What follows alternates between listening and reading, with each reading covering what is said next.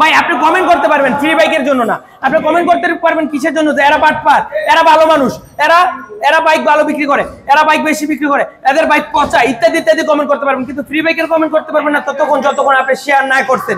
তা আপনি তো কমেন্ট করলেন, ফ্রি বাইক পাইলেনও, কিন্তু আপনি শেয়ার করেন নাই, আপনি শেয়ার পরবর্তীতে করছেন। এই কাজটা কি আপনার ঠিক হয়েছে? এটা তো আমাকে ঠকাইছেন ভাই, এটাও প্রমাণ হয়ে যাবে আপনি আগে করেছেন কিনা।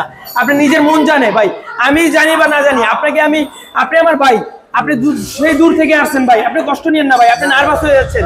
কিন্তু এই কাজটা তো আমাকে কখন হচ্ছে, কারণ আমি অ্যাডের বিনিময়ে, মানে এটা শেয়ারের বিনিময়ে আমার এখানে বিভিন্ন মানুষ দেখে এবং এই বাইকটা ফ্রিতে দিচ্ছে, এটা তো অবশ্যই টাকাটা কিনছি, সেই টাকাটা আমার কি এসে পড়ে না ভাই?